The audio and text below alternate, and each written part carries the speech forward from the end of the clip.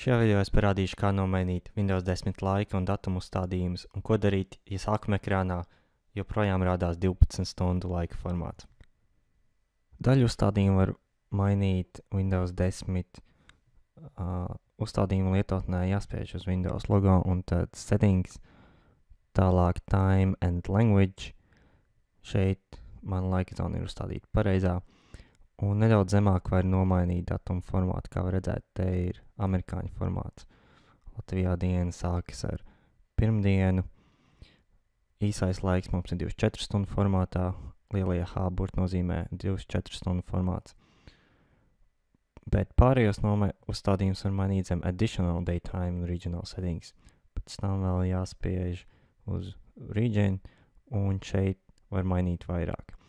Visvieglākais veids ir nomainīt uz atrast latviešu valodas profilu un uz to nomainīt visus uzstādījumus. Un to sīkāk var pamainīt zem additional settings. Šeit ir skaidļu formāti, valūtu formāti, šeit var nomainīt komatu ar punktu, teiksim.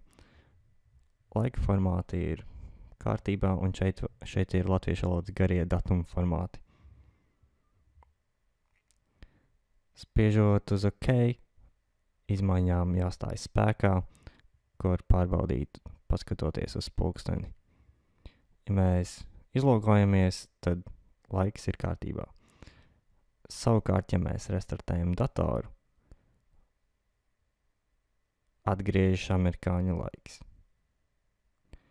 To var pamainīt labo pogu uz Windows logo Control Panel. Jāspiež uz Clock, Language un Region.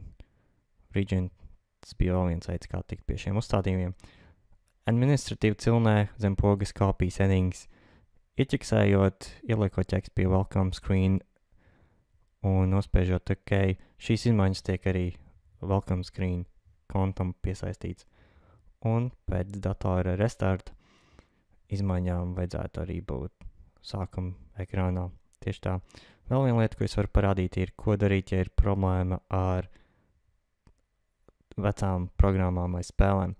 Var nomainīt administratīvu cilnī lokāli uz latviešu valodu.